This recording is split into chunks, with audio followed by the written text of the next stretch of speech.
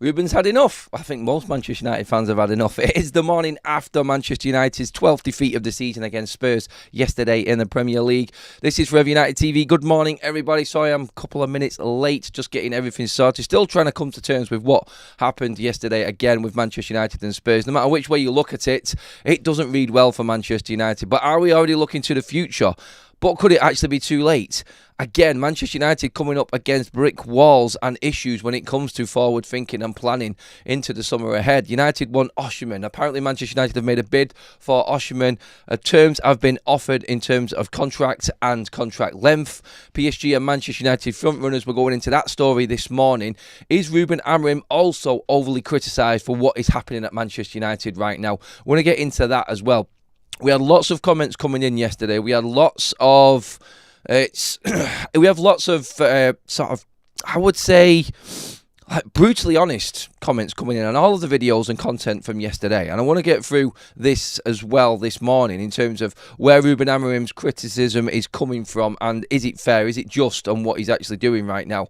Because there are lots of people, lots of pundits saying that he's completely getting it wrong. He has to change his system. What can he do? I think I want to get into more the over criticism that he's received. I think he's been overly criticised, sorry, I say that right there, in what's happened with training and all these injuries all of a sudden. We're going to get into that. We're going to get into all of the other stories that are going on around Manchester United as well.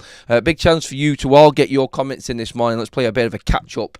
Good happy birthday to one of my mods, Tom. Absolute legend, mate. Have a fantastic day. Forget about the football, my friend. It's all about you and your birthday, mate. Happy birthday to you. Hope you have a great day, Tom, buddy. And let's get into everything that's going on then, shall we? I mean, when you look at this Osimhen story straight off, the tweet is right there at the bottom of your screen. It's come from a creditable source as well, Tier 1. Manchester United and PSG have shown official interest in signing Victor Osimhen this summer and have both made a verbal offer to him on contract and salary. Both teams have committed to paying the release clause. Ruben Amorim wants Osimhen. Now, what's the difference between Victor Osimhen and Victor Gyökeres? There's about 18 months in age, that's it. You're still going to be paying about the same money. Now, we got a report from Laurie Whitwell from The Athletic this week that Manchester United would not commit to buying Gyökeres because of his age. They don't want to commit to a player and spend 60 million on someone who is just turning 27 by the time the season really kicks into gear next season. But when you look at that, Osimhen is just a year behind pretty much at 26. Is it worth that extra year? I mean, is it the right man? I mean, if Osimhen, and he has shown this year, and when I look at this deal, and when we break down what's been said and why Victor Gyökeres might not come to Manchester United, the main reason for that was United's commitment to his age, not feeling like the player was fully invested in coming to United because he wants Champions League football. And let's be honest with ourselves, Manchester United are a million miles away from Champions League football. It's going to take a minor miracle of us winning the Europa League to try and get European football next season. I just don't feel like United have got it in them to even win the FA Cup. At the moment, the Premier League teams just look really strong. And no matter who we come up against, I fear for Manchester United. I really do. Especially with the situation with the injuries right now. So, Victor Osimhen has already shown this year that he would go to Galatasaray, who are not in the Champions League. Obviously, Galatasaray are in the Europa League. So, he is obviously shown willing to go to a club that isn't competing at the highest level. There was a rumour that he was going to go to the Saudi Arabian Pro League, the Saudi Pro League. So there is a chance, and I think a bit more movement with Osimhen. Whether you think that's a good thing or a bad thing, like where are his targets, where are his future plans, how ambitious is he? It's Manchester United. We don't want to put our own club down, but right now, if you are a neutral and you're looking at Manchester United, you're going, that club's probably about 3 or 4 years away from competing in the Champions League. Are you going there for a payday? And then you also look at the fact that Manchester United are not going to pay big money for him. Ineos are just not going to do that with what we're doing with all of the players now, the cuts that are being made and everything that's been made out of how stringent Ineos are in the structure and the financing of Manchester United now. Will Manchester United even be able to offer Osimhen a better deal than PSG? Now, PSG are well in and are in a miles better position than Manchester United to get Victor Osimhen, which is why I pretty much created the title and the concern of this live show as to it's just too late again. United, I don't know how we get Osimhen over PSG. They will offer more money. They have room for him as well because they will obviously end up selling Moani. Moani was doing well at Juventus. I think they feel confident that they can move Moani on. And again, it's Manchester United not moving when we should have moved. If a deal was there to be made in January with Osimhen, which it clearly was, then why didn't we go then and move everything to make the deal happen? This is why this story for me, I feel like, yes, it's the right type of play to be going for. He is an elite striker. He is better than anything we have got. But honestly, right now, again, I wanted to bring up transfer news just to sort of change up the content a little bit, let's just say today, because let's be honest, it is doom and gloom, and we will get into a bit more of United as well from a different angle in a few moments. But I just look at it and go, right, okay, realistically, when we look at it, and this is the question I wanted to bring up later on, but I'll just pose it right now.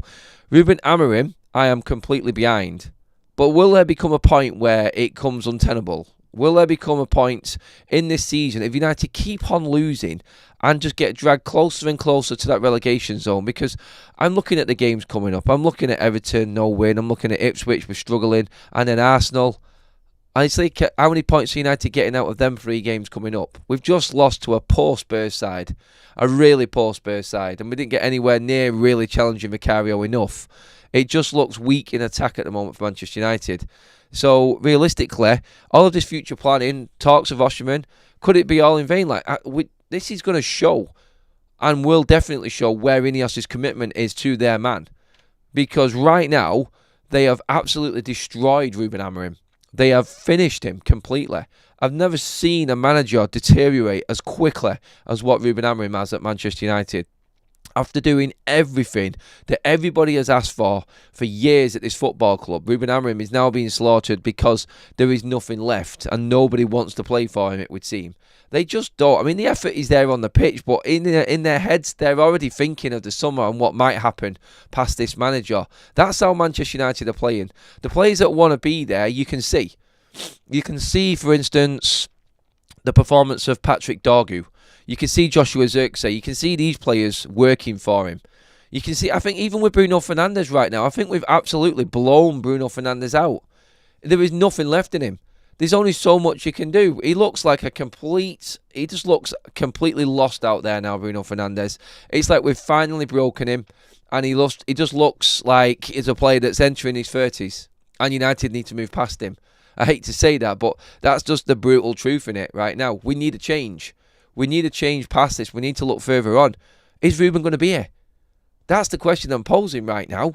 But you cannot keep losing games. All of these talks about transfers and the future, it's all good and well. But this is really going to test Ineos' resolve this, because no matter what we say, and I'll make sure I'm very, very clear on this, we want Ruben Amorim to stay in situ at Manchester United. We need this man desperately to make it happen at Manchester United. We need it to happen for him, just so he stays in and he can continue what he's doing in changing the culture at Manchester United. This summer is going to have to be one of the biggest shake-ups in the club's history. And I'm not just saying this is the biggest summer in the club's history in terms of transfers like we say every single summer. I'm talking about 7 or 8, possibly, of that team lineup against Spurs gone. That's how drastic I'm talking. And I'm talking big, big players. You look at that starting lineup against Spurs, I'm thinking if Ruben Amorim is going to stay, at least half, 3/4 of that team need to be out of this football club. It's as simple as that. That's how drastic this needs to be now. And I'm not sort of like building this up to be something just to make a little bit of a story out of this. This realistically is the only way Manchester United are going to move forward. And Ruben Amorim, I don't know if Ineos are going to be able to keep hold of him. I don't know if they're going to get, cold feet, and then all of a sudden, if United keep on losing games, and we are drifting slowly away into the wilderness, and in the distance is that relegation zone and that cut-off. And if we lose to Everton and we don't pick up a win against Ipswich, and worst case scenario, leading 2 of our former coaches / managers in David Moyes and then Kieran McKenna take points off Ruben Amorim right now, this fan base's head's going to fall off. It is. There are already fans turning on Ruben Amorim and not looking at the bigger picture. I think there is the bigger picture, and then the one past that is the reality of Ineos taking charge of United and getting them relegated. Because right now, with the injuries, with that strike force, with that goalkeeper, with that midfield, with everything about that team that isn't working under a Ruben Amorim system, who has said, on Ruben's words, he is not going to change, it's not getting any better, then how can we see this improving on the pitch? His best players now are all starting to pick up injuries and get and be out of the squad and not be an option there for him to use going forward this season. This is the concern that I've got right now, that they may start thinking, this is too bad. We need to be seen to be making a decision here. The whole powerhouse that is Ineos, we're not going to stand for this. We cannot be the Manchester United ownership model which sees us just keep a manager in with the worst Premier League record in the club's history, which it is right now. And you know what? I've never been in a position where it's been so bad. I mean, Ralph Rangnick was bad. But this is beyond. But I still don't want Ruben Amorim out of that door. This man needs 2 years minimum before we even start judging him. It is not fair. But I just have that concern at the back of my head. And I'm going to come to the chat now on this. Do you think he can survive? The talk of Osimhen, it's great. It's the right player. It's 100% the right player. But is it too late? Is it too late for Amorim? How are we going to see this ownership model completely bottle this situation right now? Because I'm not putting anything past Ineos right now. Forget the Glazers on this side of it. If Ineos do the unthinkable, because we are moving towards that relegation zone, and there is nobody that can convince me that we're not going to go there with what's happening on the pitch right now, there is nothing you can change with the squad that we have got right now that's going to make anything better unless them players all of a sudden turn into world-beating players and turn this around. But I don't see it. I don't see it. And that's my biggest concern. I can see the future with Amorim. I really can. I really can. And it's only with, like I said, 3/4 of that starting lineup gone out of this team, out of this club in the summer. How can you get rid of Anthony Rashford and Jadon Sancho and end up being worse? It's an impossible situation. It really is. And I just hope Ineos back their man on this, because it will be a crime to destroy a manager like this in giving him absolutely nothing. Talk about being thrown in at the deep end. Thrown at the deep end with a weight chained around his ankles. That's what that is for Ruben Amorim. And you know what? I wouldn't blame him walking away from the club either right now. I really wouldn't. I don't think it is right in what is going on, and I think he is you know what? He's probably he's the unluckiest manager ever in the Premier League, I feel, right now. In coming into Manchester United, the so-called one of the big guns of the Premier League and European football, and then getting this crap thrown at him. Honestly, it's sad, is what it is, and that's what this football club is right now. Yeah, and it's like people say now, we can't afford to pay Amorim off. Block is right. I was discussing this with Kaz this morning. I don't think they can afford it. Like I said, the impossible situation. But if it comes to it, and Manchester United are in the relegation zone, and we are one of the worst teams in the league at the moment, then what happens? Something has to happen. Someone has to go. You cannot come in to a side... And this is how I think Ineos are looking, not how I'm looking. If we get relegated with Ruben Amorim, I'll still keep Ruben Amorim. That's what I'm saying. I think he deserves a chance. But honestly, I can't believe I'm even talking about the R word right now. I think we are too far ahead. But and then I look at the games and I'm arguing with myself. I'm like, right, okay. I'm looking at that Manchester United front line. I'm looking at the midfield. I'm looking at the way the players are playing. I'm looking at the complete dejection within that Manchester United team right now. And you've seen the video of the players all walking over to the fans and clapping the fans. Yeah, it's all good and well. They look completely flat. They look completely finished. There is an element of this that where I do feel sorry for some of the players in terms of it's not really their fault. They've been brought in to Manchester United under poor recruitment and just been... Well, to be honest, I don't feel sorry for them because they are Manchester United players. I feel sorry that the pressure is on them because they are in a position where they are not going to move because they're in at Manchester United. The contracts that they've been given, they're not going to turn away from. I give credit to the likes of Anthony for doing what he's doing right now and moving away. I really do. Like, just going away to play football. Look what he's doing right now. But... I just don't think these players are good enough now. I actually thought there was more in this squad, and there isn't. There really isn't. I've been completely shot down on this side of things, and I just don't see them getting where they need to be to climb out of this hole. I don't see anything but down. There's nothing in this side that tells me we can turn it around right now at all. And I don't know what Ruben Amorim does. I really don't know what he does. He's trying. He's trying everything he can to make this system work. And I fear for every single game coming up. I do. I just can't see a way around it. Let's get into the chat and see where everyone is at with this a day later on where we're at right now. Is transfer talk completely irrelevant? That's a question as well. We have a poll running right now in the chat as well. Do you think United will get Osimhen? 79% of you have said no.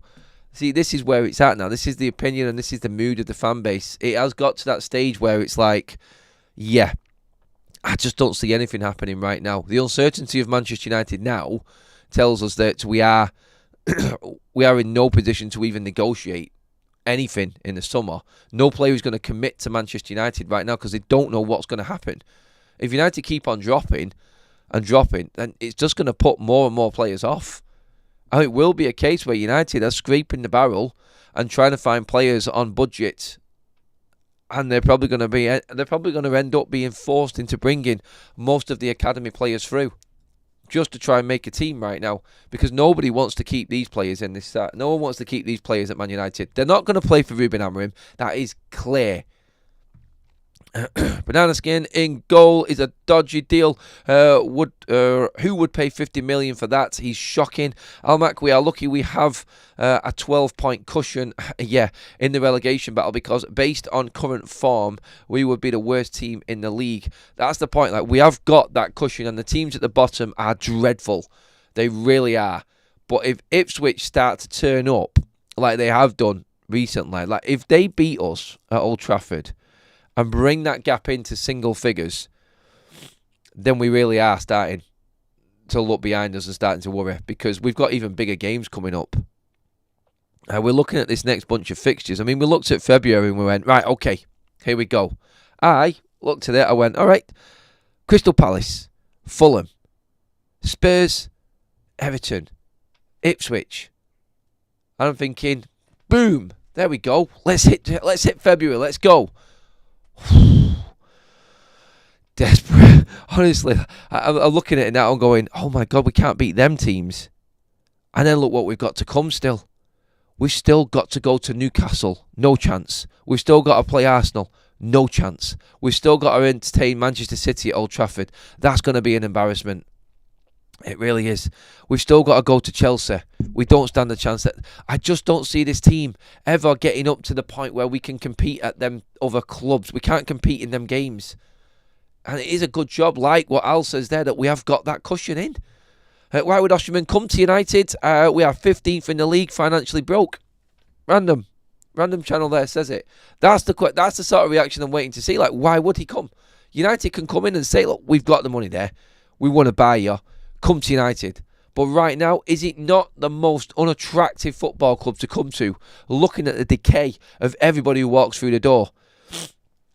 Agents are coming to United for one reason right now, thinking that they can get a deal for their clients and get some money. It's as simple as that. Because if you were coming to United for footballing reasons, it would have to be the biggest sell ever. And I've gone in on this on detail before. Like, Manchester United have to sell a project and some to try and convince anybody to come to this football club now. It's not going to happen anymore. It's not as it was. Why would you want to come here? Look at the players that have come and look at what's happening. Where it's great and what's needed is what Ruben is doing right now and getting rid of these players. That's ultimately going to have the negative effect on players looking in at Manchester United and going, hang on, maybe this isn't the right time. And United will come back. Hopefully we do. United will come back and it may be a better proposition then. But right now, in talking about it, in this big changeover, I don't think you're going to be able to attract the Osimhen's in. Osimhen is not going to come to Manchester United if there's a better option at PSG and Champions League football and more money. Come on, we know this. And without our red-tinted glasses on, we know he's going to go elsewhere. And it is going to be too late. Too little, too late for Manchester United when it comes to investing money. And this summer is going to be that bargain basement transfer window. I don't see it. Look, I'm, like, hats off to them if they manage to pull some big transfers off this summer to Ineos, but I don't see it. I really don't see it. We need a huge summer, but how do we How do we have one without Europe? Because right now we are not winning the Europa League or the FA Cup. The Europa League, I think we've got a better chance in that than anything. I don't fancy us for the FA Cup because I don't fancy us against any English team right now at all. I think everyone's better. I really do. I think even Leicester are in a better position than Man United right now with Rude in how they're playing. They look organised and they look like they understand it. The only team worse than United right now, I think, playing-wise, is Leicester. Everybody else. Did you see Wolves yesterday against Liverpool? I mean, Liverpool didn't register a shot in the second half. At Anfield, they didn't register a shot. Like, Wolves are actually Wolves are a threat, by the way. Yeah, we still got to play Wolves as well. And we still got to go to Leicester. These games now are massive for Manchester United. These 6-pointers, because that's what they are. 6-pointers every single game. The Everton one, 6-pointer. The Ipswich one is a 6-pointer. You can say I'm over-exaggerating it all you want, but I'm not. I'm really not. That's what it is. Let's get into a few more comments. We got a couple of super chats coming in as well. You got Ross, thank you, mate. That is a super chat. Unfortunately, we are at the point of relegation or no. Of relegation or not. I don't know if that's a typo, mate. I want this club to stay, but I know if they go down, the Glazers will likely sell. Not sure how much of Ineos stays if relegated. Barada, Wilcox, Amorim, Vival. Their reputations go down the absolute pan, don't they, as well with this. They are dying with this club right now. Hi Adam, this is from Andy Atherton, another super chat. So Jim needs to come out right now with a statement backing our manager. He needs to say Ruben is a big part and big changes now being made. Well, I think behind the scenes that is what is going on. And again, with everything that I've said and the pressure on Ineos to get rid of Ruben Amorim, they can't afford to. I don't think they will do. I think it's going to be embarrassing for them that they've done this change. But everybody knows the biggest problem that was the decisions that were made in the summer. That was it. And that was the biggest error that they made. They shit the bed in their first few months in charge of United, and now they're dealing with the consequences of it. Amorim didn't make the big decisions and will unfortunately pay for it with his job. He must reverse his adaptation and stick to the original formation. 3-4-3 is too similar to the usual. I mean, to be honest, yesterday, again, United did create chances, did have shots, but we can't finish. I honestly don't feel like the system or the formation really is the problem right now. I just think that the players are crap and they don't like him.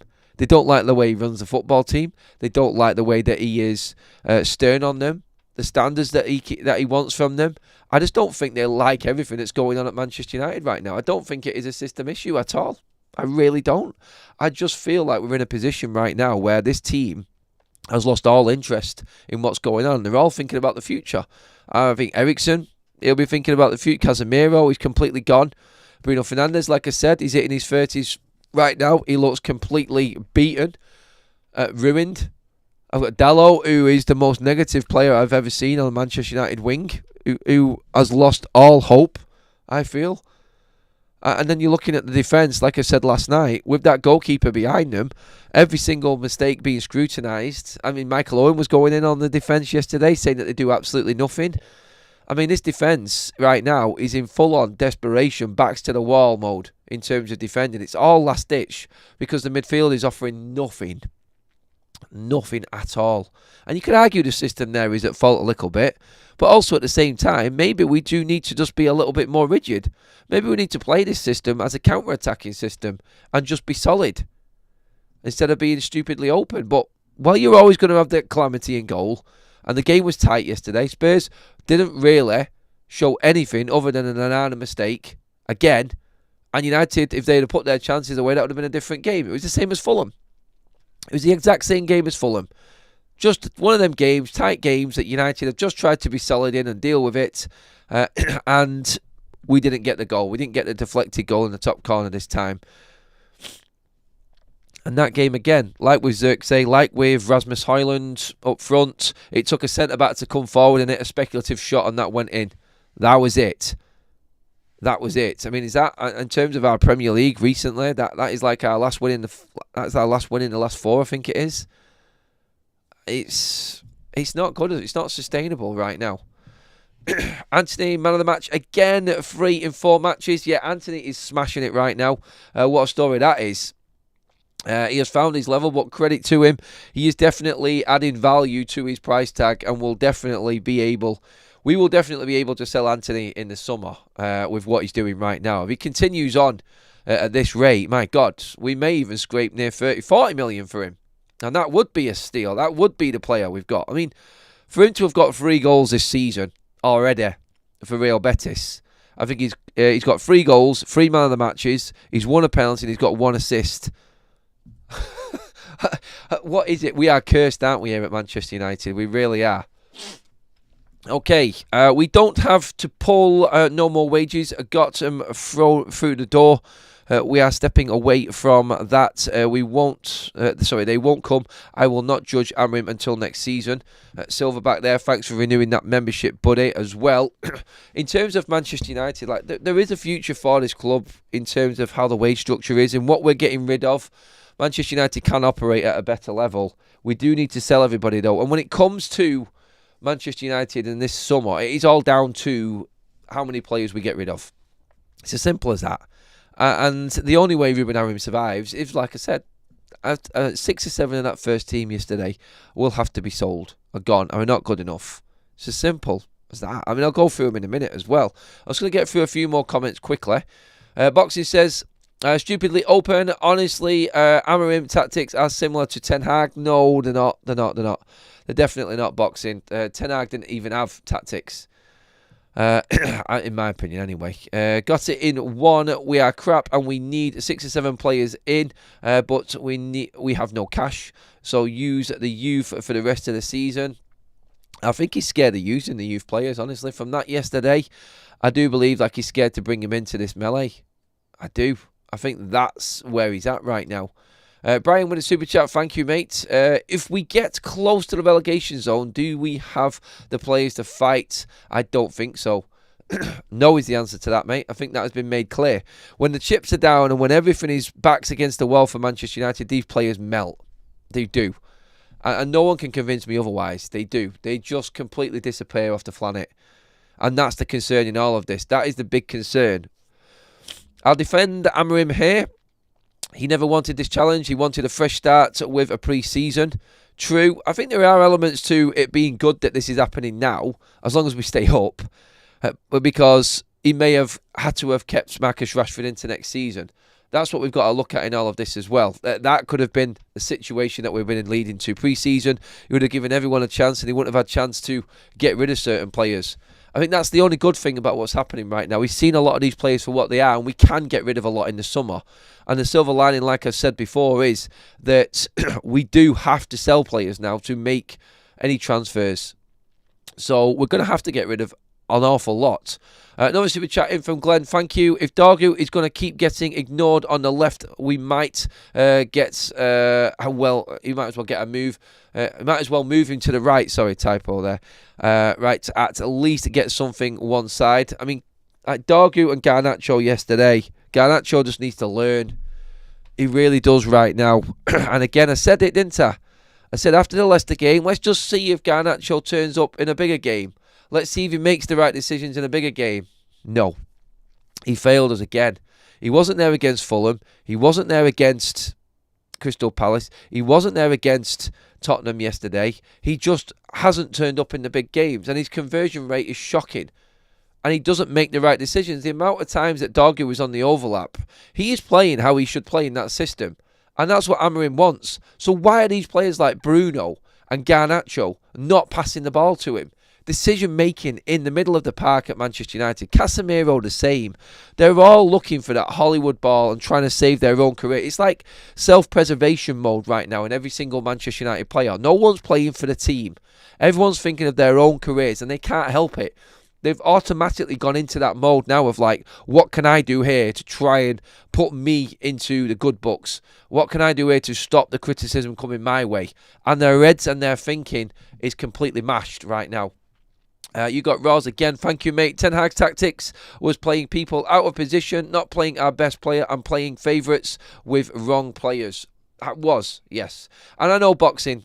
I agrees with that as well from that previous comment, because he was one of them people that was seeing Ten Hag for what he was last season. Look, Ten Hag has gone and Ten Hag has dealt with. Right now we have to look at just what is in front of us with Ruben Amorim. And honestly, right now, well, I said it. Let's go through that team.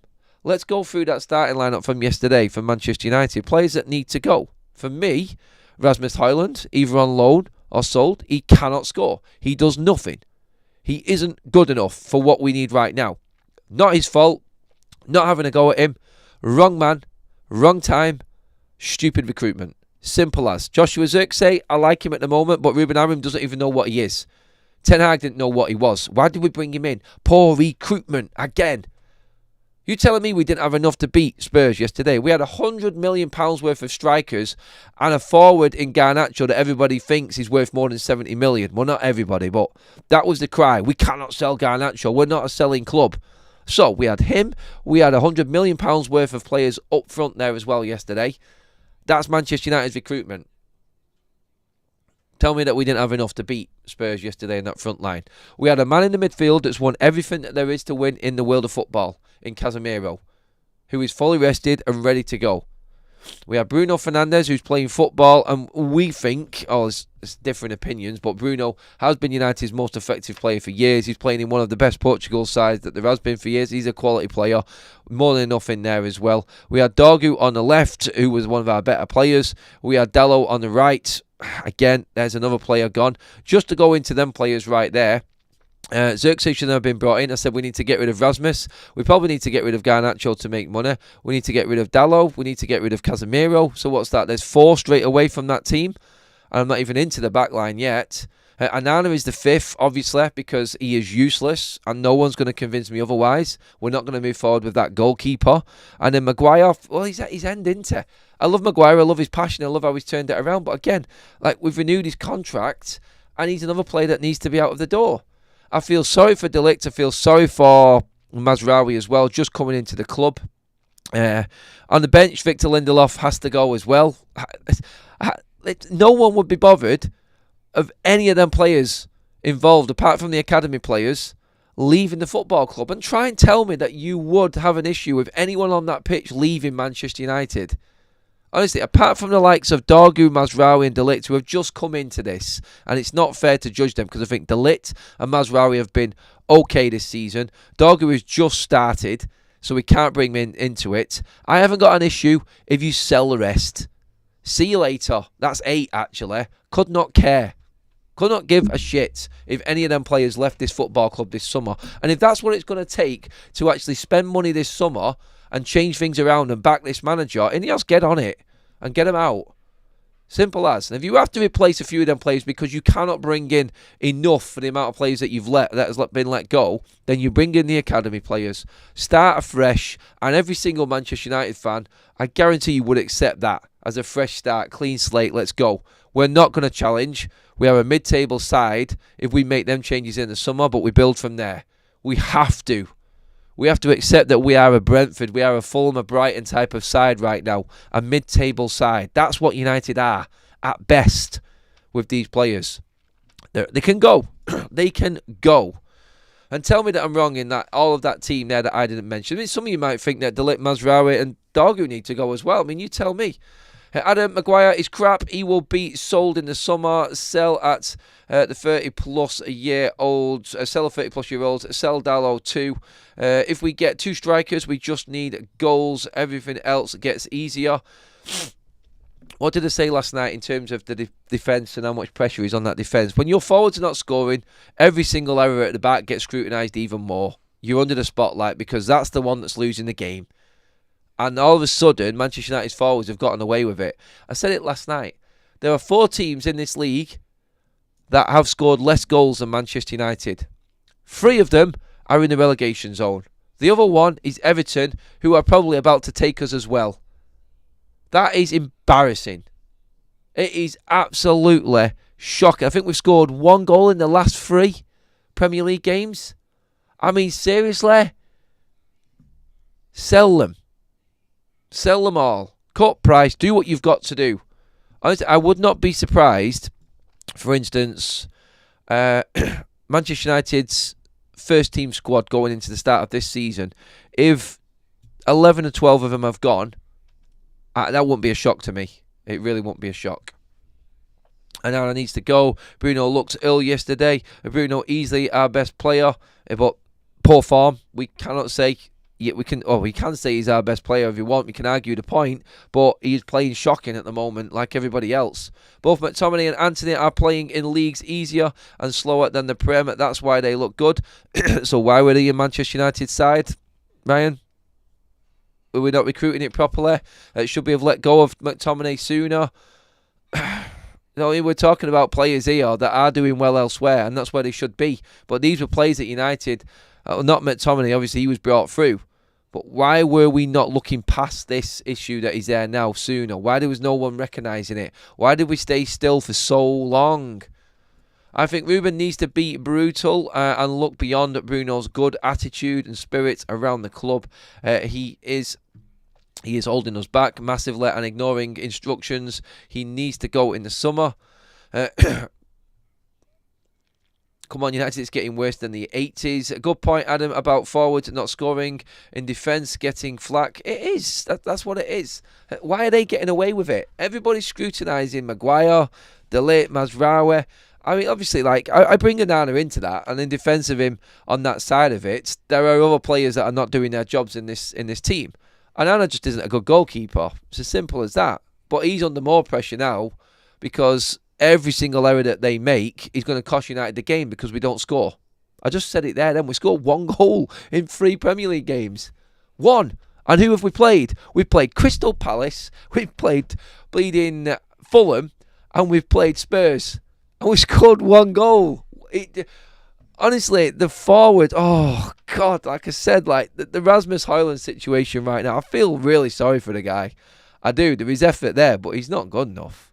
He's just simply not a Man United player. He will go away and he will thrive, that kid. But like we've seen with Anthony, it won't be at the level of what we're wanting and what we need at Manchester United. I wanted to talk about the stick that Ruben Amorim's getting about these injuries as well. I've seen a piece from Chris Wheeler. I've seen other people online having a go at Ruben Amorim. What's happening at training? How are Manchester United training? Why are we getting so many injuries all of a sudden? I mean, come on, shut up. Seriously? You want to try and pull Ruben Amorim because we've got all of these injuries all of a sudden? I cannot believe United fans are going in on this. Ruben Amorim wants to train these players, so automatically, all of a sudden, everyone's jumped to the sudden injury crisis at Manchester United. 2 players were ill. Okay, we had 2 players that could have played a role yesterday, and Eriksen and Jorge that were ill. Is that Ruben's fault? No, it's not. Let's look at Ruben Amorim all the way through his time at Manchester United, resting players, nursing players, making sure they get the right time. He's talking about recovery time, helping the injured players, helping them get by. He's done everything. He's absolutely made every single change and put everything in place to help these players, to get them by, to make sure that we don't get injuries. You cannot be blaming Ruben Amorim right now for these players getting injured. Ahmad went over in a tackle. He planted his foot. Ruben's come out and said that. And unfortunately, that's his season done. What do you want these players to... Do you want them not to train? Absolute idiots coming out saying that this is Ruben Amorim's fault, that these players are all now getting injured. What is wrong with people? This is football. You have to train. And you know what? Yeah, you may have to touch another player, or you may have to put a tackle in. Maybe this is the problem. Maybe we're not training hard enough. Honestly, look, injuries happen. It's part of the game. We all of a sudden have had a big glut all in one go. We've been really unlucky, and everyone's piling on Amorim again for that. I just think it's massively unfair to criticise Ruben Amorim on the injury side of things. It really is. And Ahmad is a big miss. Mainu hasn't been in form. I don't know what the injury is for Collier and Agate. I don't think it's madly serious. So really, we just need to be looking at this and saying, look, let's just settle down with the criticism. It's already enough right now with what's happening on the pitch. It's not his fault. Like he said, look, we've been crying out to have a full week's training for months. We've got it, and then everybody gets injured and it all goes wrong. That bench yesterday told the whole story about Manchester United's season. It really did. It's like when you need everybody, no one is there. And yet there's injuries, there's illnesses, and this is the way that the game is going these days. These players need to feel 100% fit to go onto the pitch. Gone are the days with the old injection and just get on with it. The players have to be bang on perfect to go on the pitch. It's just the way it is. And United are massively unlucky. Really unlucky. Ange Postecoglou's comments were great yesterday. As much as he is going in on it, what was his comments on Manchester United's injury crisis? Do you feel sorry for Ruben Amorim or something along them lines? And Ange Postecoglou said, look, I don't think I've got many sympathy cards in my office with my players. I could see Ruben Amorim sat there with no players and all his academy players on the bench. That's for one game. Try doing it for 2 months. I don't think it was that extreme, Ange, but I get what he's saying about that. It's part of the game. And we're at a point in the season now. I did a video yesterday on Football Talks about not just Manchester United, but a lot of clubs now in situations where players are getting injured, with the fixture pile up and everything's going on. This is just part of the game. And for everyone to pile in on Ruben Amorim because all of a sudden these players are getting injured in training, don't over-exaggerate it. Don't make it into something it's not. I mean, Agate has been fit all season. He's picked up a knock. Unfortunate. Yeah, Collier, I think, has been struggling a couple of times with different things. And Mainu has always been out injured for Manchester United. And that's been there all the time. Mason Mount, Luke Shaw, Martinez, that was his fault in that game. Unlucky again to get in the wrong position and fall badly. That was an impact on the pitch. So was Mason Mount. Look, what can he do? What can he do?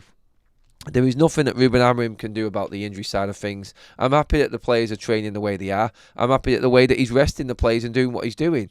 He's doing everything right. This is just pure rotten bad luck with Ruben Amorim. That is it. I would keep De Ligt, Mazraoui, Yoro, Mainu, Agate, Ahmad, and maybe Bruno and Garnacho. The rest can go, can do one. I counted 13 players can go. You letting Dorgu go? It's a bit unfair as well, Andy. Or was you missing Dorgu on that one? Cheers for the super chat, matey. We have another one in from Glenn as well. It says, I wonder if we should just try Garner at wing back and accept he won't offer much defensively, but he can offer balance and ball progression from the wing. I think it's come out and it's been said that he's just not willing to do the work that's necessary and Ruben won't use him. If that is the case and that story is right, then he needs to go. Look, if you're not willing to sacrifice yourself for a new system, then you're not a man for this system. You're not a man for this coach. When signings coming in the summer, I've said this all along, Garnacho will not be a starter for Ruben Amorim. So you sell him. If he's not going to be a starter and he's not happy to sit on the bench and he wants to go, you sell him. If he wants to sit on the bench and he wants to contribute off the bench and try and work his way into the side, then fair enough. We keep Garnacho. But honestly, selling him, I would not lose any sleep. I would. And what I've been saying all along, be prepared for some major shocks in the summer. And I would not be surprised if both Mainu and Garnacho are both gone out of Manchester United. If United sold Garnacho, Rashford and Mainu to bring up the PSR situation, needs must. I can understand a lot of fans actively being disappointed and angry at that. And a lot of people would go in on Ineos on it. I know they would. At the end of the day, look at where these players have got Manchester United. You won an FA Cup. What did you do? Well done. You turned up for a final. What about 8th position in the league out of Europe? What about where you are right now? Let's not forget, amongst all of the mismanagement, amongst all of the errors that Ten Hag made, amongst all of the errors that Ineos have made, these players that have been brought into Manchester United have been part of the worst ever Premier League seasons in this club's history. Why would we be keeping them? Picking out moments. I said yesterday, we just seem to be clutching to little moments in games to convince ourselves that we are actually alright right now. Reality is, there are probably about 15 teams in this league that are better than Manchester United right now. And you can pick out moments in their games and understand what they were trying to do. At the moment with Manchester United, we can see what Ruben Amorim wants from this side. We just know that these players aren't capable of giving it, or don't know how to give it, or don't want to give it. Whichever way you look at it. These players are a big issue right now for United.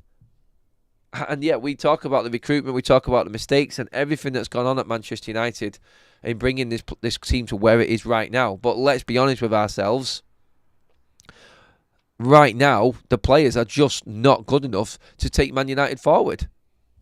Please give the video a like, everybody. We've had well over 1,400 in the room for a good chunk of time now in this. Thank you so much. Make sure you hit that subscribe button as well.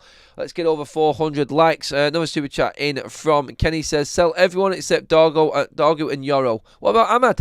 He's not done anything, mate. I think Januzaj was a better player than Nacho. No, we can't see what Amorim wants. He doesn't have a system. He has a formation. No, he has a system. You can see what he wants the players to do.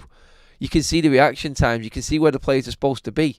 You can actually watch Ruben Amorim coaching the team from the sidelines in games. When you're in the stadium, and obviously it's a privilege to be there and watch it, not many people can, but you can literally watch Ruben Amorim all game. He is playing the game with these players. He's trying to coach them every single game. You can see what he's trying to do. You can see where he's trying to bring players and tell them where to be. They just haven't got the football IQ to handle it. They really haven't. And there are players in this squad that are desperately struggling to handle it. And they stand out an absolute mile. Let's get into some more of your comments.